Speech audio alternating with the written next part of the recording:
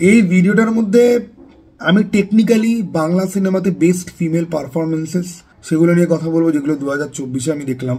এবং আমার মনে হয় না এরকম ভিডিও কেউ বানিয়েছে বলে, তো আমি ভাবলাম যে নতুন কিছু উনি ট্রাই করা যাক। আর অলরেডি না আমার কাছে বেস্ট ফিল্ম, ওর্স্ট ফিল্ম বানানো হয়ে গেছে, বাট সেগুলো তো একটুখানি এডিট আছে বাকি। তো এটা আমার খুব ইজিলি বানানো যাবে, কারণ এবছর আমি যা যা দেখেছি মাথার মধ্যেই রয়েছে।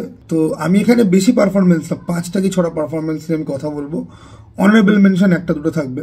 প্রথমেই আমি বলবো যে শ্রেয়া ভট্টাচার্য বেলাইন, একজন ডোমেস্টিক ভায়োলেন্সের শিকার হচ্ছে এমন একজন মেয়ে যে ভালোবেসে বাড়ি থেকে পালিয়ে এসে বিয়ে করেছে এবং সে থাকছে, কিন্তু তার বর যথেষ্ট টক্সিক, তাকে অত্যাচার করছে এবং সে শেষে গিয়ে একটা কাজ করবে। বেলাইনের লাস্টের টুইস্ট অ্যাকচুয়ালি তার হাত ধরেই আসবে। এবার কি হয় বলতো, আমি আমার আশেপাশে এরকম ধরনের মেয়ে দেখেছি যারা প্রেমের জন্য ফ্যামিলিকে কম প্রায়োরিটি দিয়েছে বা প্রেমের জন্য অনেক দুঃসাহসী কাজ করেছে, কিন্তু তারপর তাদের প্রেম সাকসেসফুল হয়নি। এদেরকে নিয়ে সমাজে মজা করা হয় বটে, কিন্তু যে কোনো মানুষই এই পরিস্থিতি গিয়ে কিন্তু পড়তে পারে। একটা ছেলেও গিয়ে পড়ে, একটা মেয়েকে ভালোবেসে ফ্যামিলির এগেনস্টে গেল, তারপর মেয়েটাই থেকে চিট করতে আরম্ভ করলো। তো তখন কি হয় যে ঘরেরও গেল ঘাটেরও গেল, ঘরকা ঘাটকা কথাটা তখন আসে যে তোমার আর কোথাও জায়গা নেই, একুল ওকুল দুটোই তোমার গেছে, তুমি ভুল লোককে প্রায়োরিটি দিয়ে তুমি জাস্ট খালি ফেসে গেছো।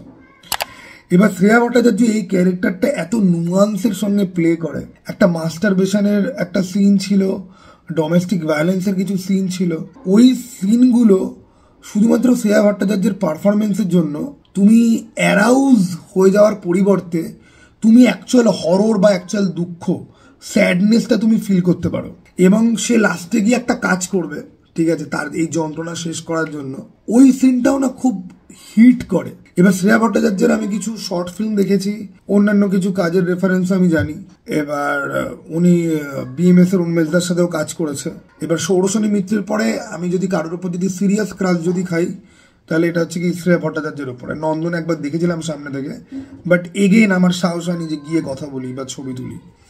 তো এবং এই শ্রেয়া ভট্টাচার্যের চোখ দুটো এত সুন্দর না, মানে, এবং উনি চোখটাকে না অভিনয় প্রপারলি ইউজ করতে পারে। ওকে, ওর চরিত্রের মধ্যে যে ডেপথ, এবং এটা আমি দেখেছি, এই গুণটা আমি দেখেছি সোহিনী সরকারের মধ্যে খুব ভালো ইউজ করতে পারে, ঠিক আছে। সেটা সোহিনী সরকারের পরে আমি শ্রেয়া ভট্টাচার্যের মধ্যে আমি পাই দেখতে।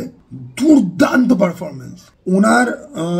সামথিং একটা হন্যতে বা এরকম কিছু একটা ফিল্ম এবার ফেস্টিভ্যালে দেখানো হচ্ছিল, নামটা আমি শিওর জানি আমি ভুল বলছি, কিন্তু আমি ভেবেছিলাম দেখতে যাবো, বাট আমার হয়নি। তো শ্রেয়া ভট্টাচার্য হচ্ছে কি একদম টপ, ঠিক আছে। ওকে, শ্রেয়া ভট্টাচার্যের পরেই আসছে হচ্ছে কি তানিকা বসু চালচিত্র। তো আমরা এখানে অনির্বাণ চক্রবর্তীর একটা পঙ্গু মেয়ে চরিত্রে একজনকে দেখতে পাই। That performance was so convincing যে আমি আমার ভিডিওতে গান্ডুর মতো বলেছি যে এটা নিশ্চয়ই কোনো ডিসেবল পার্সনকে দিয়ে প্লে করানো হয়েছে, সে দুর্দান্তভাবে প্লে করেছে। পরের দিন সকালবেলা আমি দেখছি যে না ভাই, এটা যে প্লে করেছে পুরোপুরি সুস্থ, আমি তাকে আগে থেকে চিনতাম না, জানতাম না। এবং ভাই আমাদের পডকাস্টে অপরাধা চ্যানেলে রয়েছে প্রতিম ডি গুপ্তর সাথে পডকাস্ট, তোমরা প্লিজ চেক আউট করবে। এবং ডিরেক্টর পুরো এক্সপ্লেন করলেন যে কিভাবে তানিকাকে সিলেক্ট করা হয়েছে, তারা ক্যারেক্টারটার জন্য রিসার্চ করেছে কিভাবে, দেন কিভাবে মানে অভিনয়টা করা হয়েছে। তো হ্যাটস অফ ভাই, ভাই মানে এত কনভিনসিং পারফরমেন্স।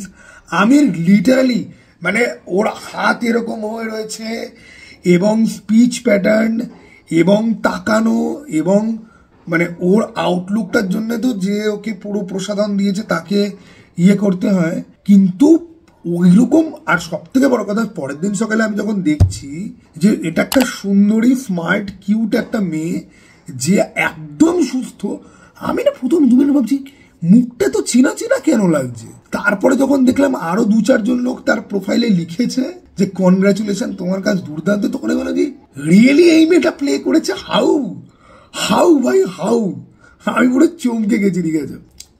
তো তানিকা বসুকে আমি সেকেন্ডে রাখবো। 3 নম্বরে আমি যাকে রাখবো সেটা হচ্ছে রুক্মিণী মৈত্র, টেক্কার পারফরমেন্সের জন্য না, ওই ফেক ফেমিনিস্ট পারফরমেন্সের জন্য রাখবো না, বুমেরাঙের জন্য ডাবল রোল প্লে করেছে এবং প্রচুর হাসিয়েছে। এবং আমি একটা কথা বলি, বুমেরাঙের ট্রেলার টিজার দেখে কিন্তু আমি রুক্মিণী মৈত্রকে নিয়ে একদম কনভিন্স ছিলাম না, বাট সিনেমাতে she was the real deal. জিতের থেকে বহু গুণে বেটার পারফরমেন্স দিয়েছে, বাকি সবার থেকে বহু গুণে বেটার পারফরমেন্স দিয়েছে। She was the main heart of this film. এটা রুক্মিণী মৈত্র ছাড়া অন্য কোনো মহিলাকে আমি ইম্যাজিনও করতে পারি না, এবং তার রোবোটিক পারফরমেন্স আর নর্মাল ওয়াইফ পারফরমেন্স দুটোই দুর্দান্ত ছিল। এবং ভাই সিনেমাটার কমেডি স্ক্রিপ্ট তো দুর্দান্ত ছিলই, কিন্তু এই পারফরমেন্সটা আমি এক্সপেক্টই করিনি এত ভালো হবে।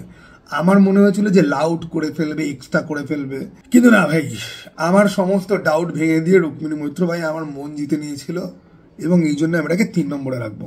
4 নম্বরে আমি যাকে রাখবো ভাই, তাকে মেবি আমার অনেক আগেই রাখা উচিত ছিল, কিন্তু এই লিস্টটা বানানোর মানে যেহেতু খুব ছোট লিস্ট, সেজন্য কাকে ছেড়ে কোন জায়গায় দেবো খুব মুশকিল। আর 4 নম্বরে তিনি রয়েছেন, এবং ভাই মানে unexpected as hell, Koushani Mukherjee for Bohurupi. ভাই ভাই কি পারফরমেন্স ভাই, মানে কৌশানীর জন্য রেসপেক্ট এইখানে ছিল, আবার প্রলয় সেটা এইখানে এসেছিল, বহুরূপীর পর সেটা ছাদ ফাটিয়ে বেরিয়ে যায় ভাই। মানে এই বছরের সেরা পারফরমেন্স গুলোর মধ্যে একটা। এবং সে শিবপ্রসাদের চরিত্রকে পছন্দ করে না, কিন্তু বাইরে তাকে পাঠিয়ে দিচ্ছে, কিন্তু বালিশ ছাড়া তো সে ঘুমোতে পারবে না। মানে ওই যে রাগ, সেটার মধ্যেও একটা ভালোবাসা আছে ভাই। এবং কৌশানী যেভাবে ডাকাতিয়াবাসী, আমি বলছি মানে সাধারণত আমি না গান আমি শুনি, ইউটিউবে গান চাইলে আমি শুনি, আমি দেখছি না। কৌশানীর ওই ডান্সে যা পারফরমেন্স, তার যা অভিব্যক্তি, এক্সপ্রেশন, ভাই জাস্ট খালি আমার মনে হচ্ছিল দেখার সময় যে ভাই এইরকম রাগী একটা বউ আমার চাই ভাই। এইরকম রাগী, সে আমাকে শাসনও করবে আবার চুমো খাবে, এইরকম রাগী বউ হলে পরে ভাই আমার লাইফ পুরো সাল্টে যাবে। ঠিক আছে, মুখে পুরোপুরি গালি, মানে বাইরে থেকে নারকেলের মতো হয় এরা, বাইরে থেকে অত্যন্ত হার্ড, ভেতর থেকে খুব নরম। ঠিক আছে, এইরকম একটা বউ ভাই যে কোনো ছেলের লাইফের ড্রিম।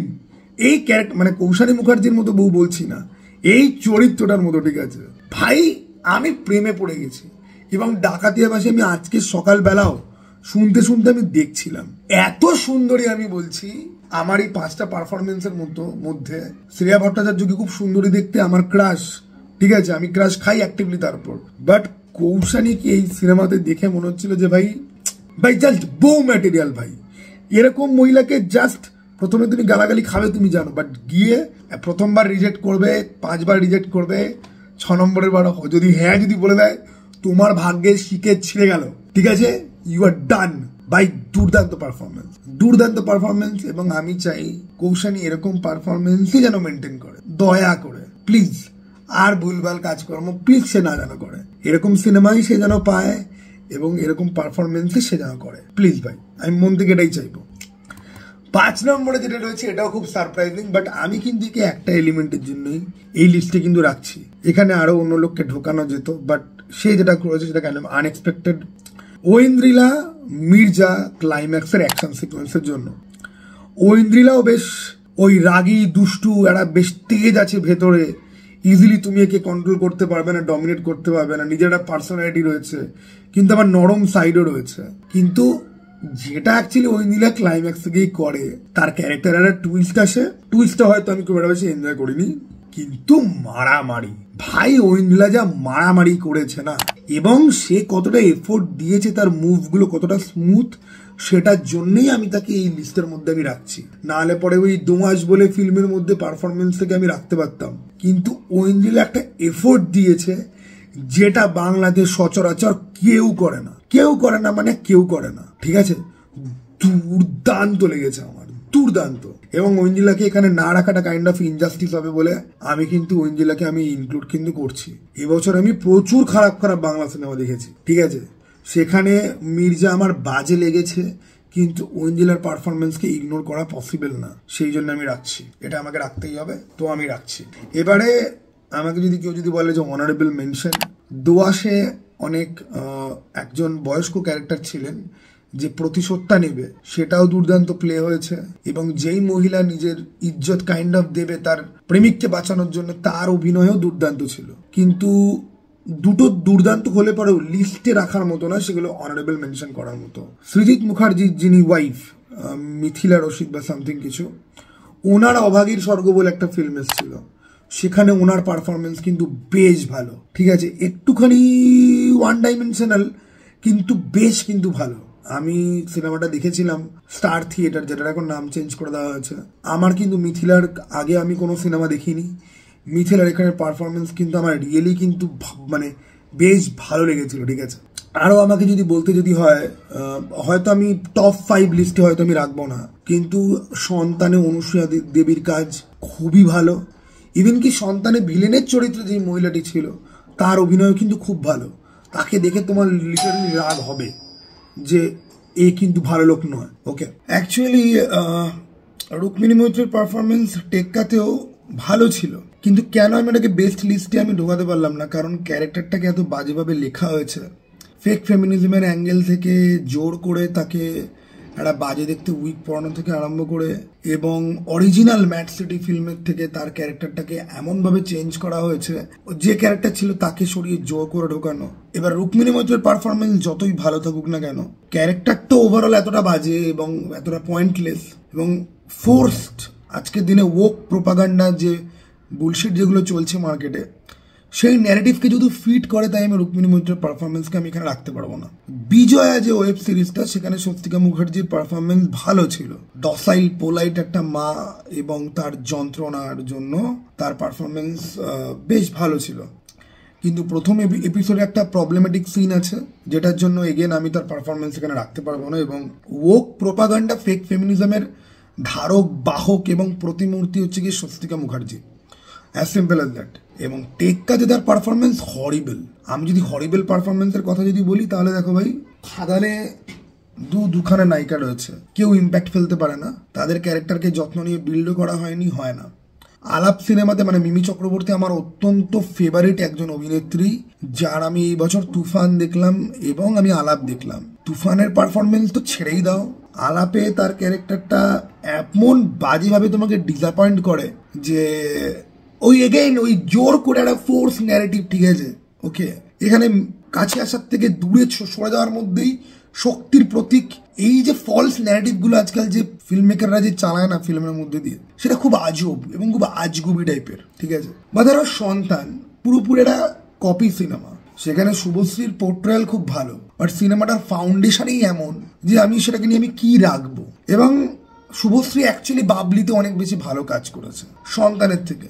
বাবলি আবার সিনেমা হিসেবে ভালো নয়। তো বুঝতে পারছো তো যে অনেক জিনিস রয়েছে যেগুলো এখানে থাকতে পারতো, কিন্তু সেগুলোর আবার অন্য জায়গায় প্রবলেম রয়েছে বলে আমি এখানে রাখতে পারছি না। বাবলি আমি ব্যক্তিগতভাবে খুব এনজয় করেছি, বাবলিতে শুভশ্রীর পারফরমেন্স খুব ভালো, but Babli as a cinema এমন সিনেমা নয়।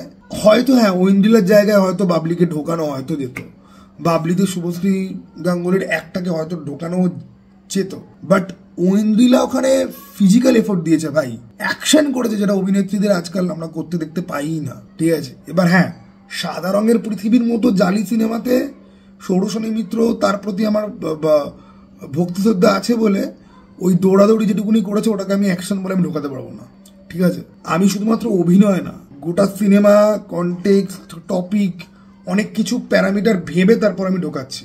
ওকে, তো তোমরা কে কে দেখেছো, তোমরা কে কে এগ্রি করো, কমেন্ট বক্স খোলা রয়েছে, অবশ্যই জানাতে পারো। এরপরে আসছে বেস্ট মেল পারফরমেন্স। ওকে, চলো টাটা ভাই, আবার যেন দেখা পাই।